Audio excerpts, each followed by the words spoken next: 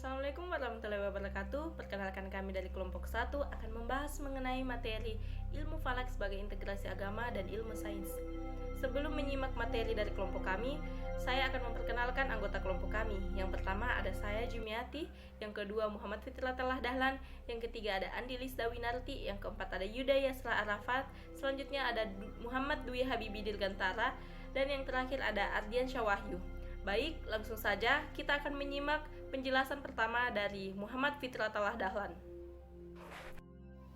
Baik, saya akan menjelaskan mengenai etimologi dan terminologi ilmu falak. Ilmu falak merupakan salah satu ilmu pasti yang mengintegrasikan ilmu agama dan sains. Perkembangan ilmu falak telah mencapai tingkat akurasi yang amat tinggi dalam menentukan waktu ibadah dengan mengkorelasikan fenomena alam atau pergerakan benda-benda langit, terutama yang berkaitan dengan waktu-waktu ibadah seperti penentuan arah kiblat, awal waktu sholat, penetapan awal Ramadan, Idul Fitri dan Idul Adha, serta terjadinya gerhana matahari maupun bulan. Falak secara etimologi yaitu orbit atau madar al-junum, garis orbit perjalanan bintang atau celestial pair of star. Kata falak diulang dalam Al-Quran sebanyak 2 kali pada surah Al-Anbiya ayat 33 dan surat Yasin ayat 40. Masing-masing ayat tersebut diartikan sebagai garis edar atau orbit. Oleh karena itu, di kalangan umat Islam ilmu falak ini populer disebut ilmu hisab yang melakukan banyak perhitungan dan ilmu ruqyat yang memerlukan observasi atau pengamatan sehingga ilmu ini saling bersinergi yang tidak dapat dipisahkan dan menjadi satu kesatuan ilmu hisab ruqyat. Manusia distimulasi untuk sensitif mempelajari fenomena langit melalui sains dan mendudukkan benda langit sebagai makhluk Allah yang tidak tabu untuk dipelajari. Iman dan ilmu dibutuhkan umat Islam dan menjadi bagian dari kasih sayang Allah kepada makhluknya. Sebagaimana manusia merupakan makhluk yang cerdas, makhluk yang berpengetahuan, dan memiliki kemampuan untuk berpikir yang termaktub dalam gelar ulul albab. Hal ini mengindikasikan bahwa ilmu tidak saling berhubungan secara harmonis sebagaimana dalil-dalil kauniyah dengan kauliyah, atau antara ilmu agama dengan ilmu umum sehingga tidak sepantasnya dipertentangkan atau dipisahkan karena keduanya merupakan satu kesatuan. Baik, selanjutnya mengenai konsepsi ilmu falak dalam Al-Quran dan hadis. Dalam Al-Quran banyak dijumpai ayat-ayat yang berhubungan dengan fenomena alam. Setiap hari matahari terbit di horizon timur, kemudian meninggi secara perlahan hingga transit pada saat zuhur, dan akhirnya terbenam di horizon barat. Akibat perubahan ketinggian matahari, panjang bayangan benda juga berubah-ubah. Fenomena ini diungkap dalam surah Al-Furqan ayat 45 yang artinya, apakah kamu tidak memperhatikan penciptaan Tuhanmu, bagaimana dia memanjangkan dan memendekkan bayang-bayang? Dan kalau dia menghendaki, niscaya dia menjadikan tetap bayang-bayang itu. Kemudian kami jadikan matahari sebagai petunjuk atas bayang-bayang itu. Quran Surah Al-Furqan surah ke-25 ayat 45. Ilmu ini memiliki kaitan erat dengan astronomi. Namun, secara umum, ilmu hisab hanya mengambil bagian kecil dari astronomi, yaitu mempelajari pergerakan matahari, bumi, bulan, serta planet-planet lain di tata surya. Dengan mempelajari ilmu hisab, kita dapat menentukan arah kiblat, waktu sholat, posisi matahari, dan bulan setiap saat. Begitu pula penentuan kalender Islam, sehingga masuknya bulan-bulan penting di dalam Islam seperti Muharram, Ramadan, Syawal, dan Zulhijjah dapat diperkirakan. Dengan ilmu hisab, berbagai peristiwa alam yang menakjubkan seperti gerhana matahari, gerhana bulan, transit Merkurius dan Venus di matahari dapat dihitung dengan akurasi tinggi. Dan masih banyak lagi fenomena yang dapat ditelusuri melalui ilmu hisab. Oleh karena itu, dapat ditarik kesimpulan bahwa mempelajari ilmu falak adalah wajib. Hanya saja karena kewajiban ini bisa dilaksanakan oleh sebagian orang saja, maka termasuk dalam wajib kifayah atau fardu kifayah. Dengan demikian, keberadaan urgensi ilmu falak di atas kiranya bukan tanpa dasar. Baik, selanjutnya penjelasan mengenai eksistensi ilmu falak dalam Al-Quran dan hadis akan dijelaskan oleh saudara Habibi. Dalam Al-Quran, surat Ar-Rahman ayat 5 berbunyi, A'udzubillahi minasyaitonirrajim. Bismillahirrahmanirrahim. wasyamsu wal qamaru bihusban, yang artinya matahari dan bulan beredar menurut perhitungannya.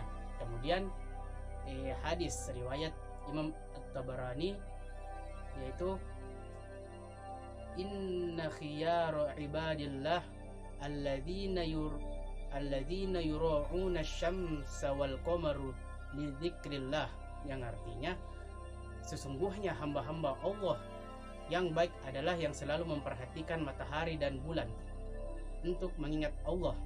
Selanjutnya yaitu pembahasan sketsa perkembangan ilmu falak.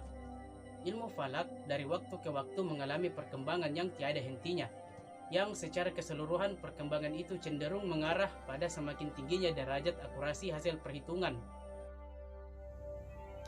Eksistensi ilmu falak tentunya belum populer di kalangan umat Islam pada masa Rasulullah, sebagaimana hadis Nabi, "Inna ummatun ummiyatun, la naktubu wa la nahsibu." Meskipun tidak bisa dielakkan di antara mereka ada yang pandai dalam perhitungan. Secara historis, Nabi Muhammad pernah menggunakan perhitungan tahun Hijriah pada penulisan surat kepada kaum Nasrani Bani Najran yang tertulis ke-5 Hijriah. Akan tetapi di dunia Arab hanya dikenal dengan istilah tahun gajah, tahun isin, tahun amri, dan tahun silsal. Perkembangan peradaban ilmu falak di dunia Islam tidak terlepas dari peradaban sebelumnya. Kajian ilmu falak yang dikembangkan dalam peradaban Islam senantiasa disertai dengan koreksi, modifikasi, dan analisis ulang teori, sehingga melahirkan produk baru yang memiliki keunggulan. Hal ini tercermin pada penemuan alat-alat observasi yang ada seperti rubuh mujayyab atau sein kuadran, astrolabe atau peta langit, miswala atau jam matahari, dan lainnya. Produk ini merupakan manifestasi langkah yang gemilang para ilmuwan muslim dalam mengembangkan ilmu pengetahuan dan teknologi di masanya. Upaya-upaya tersebut tidak hanya untuk pengembangan ilmu pengetahuan atau science for science, tapi juga untuk kepentingan pelaksanaan ibadah atau science for mardatillah. Selanjutnya yaitu resolusi sains ilmu falak. Kemajuan ilmu pengetahuan dan teknologi saat ini semakin mewarnai kehidupan umat manusia.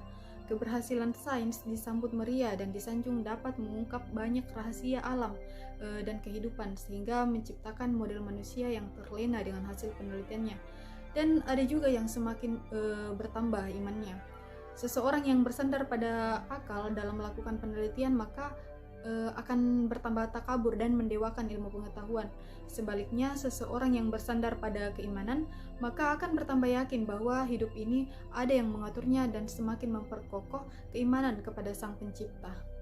Menurut Thomas Jamaluddin, manusia diciptakan dari substansinya sebagai gumpalan darah yang dengan kemampuan menganalisis dan mengurai rahasia-rahasia di balik fenomena alam. Kompilasi pengetahuan manusia ini kemudian didokumentasikan dan disebarkan dalam bentuk tulisan yang disimbolkan dengan pena. Yang pembacaan ayat-ayat kauniyah ini melahirkan sains dalam penafsirannya. Ada astronomi, matematika, fisika, kimia, biologi, dan sebagainya sebagai upaya penafsiran ayat-ayat kauniyah tersebut. Resolusi sains ini telah membangun tata nilai yang memiliki manfaat bagi dunia dan akhirat bagi seluruh umat Islam di dunia.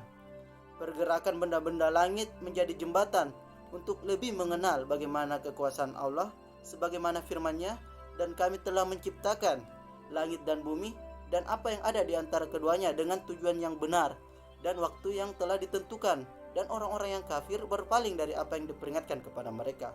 Quran Surah Al-Asr ayat 3. Kemudian selanjutnya, keahlian dalam menerapkan ilmu astronomi dalam penentuan peribadahan terkait waktu dan arah sebenarnya telah dimiliki oleh umat Islam jauh sebelum metode observasi seperti sekarang. Karena implementasi ibadah umat Islam baik puasa, zakat, dan sholat ini, haji juga terkaitnya sudah ada penentuan dan waktu yang akurat dari dulunya. Dengan demikian, ruang lingkup ilmu falak ini membahas seputar penentuan bayangan dan arah kiblat, penentuan awal sholat, waktu sholat, penentuan awal bulan Qamariyah, dan penentuan gerhana matahari dan bulan. Berdasarkan uraian di atas dapat disimpulkan bahwa eksistensi ilmu falak dalam bertakabur dan bertabur, Allah memegang peran penting dalam umat Islam. khususnya dalam integrasi, pengembangan kemajuan sains dan fikih terkait pelaksanaan ibadah yang harus sesuai dengan waktu yang ditentukan. Hal tersebut merupakan salah satu syarat mutlaknya sah ibadah. Itulah tadi pemaparan dari kelompok kami mengenai materi ilmu falak sebagai integrasi agama dan ilmu sains. Semoga bermanfaat bagi para penonton. Sekian dan terima kasih. Salam dari kelompok 1. Wassalamualaikum warahmatullahi wabarakatuh.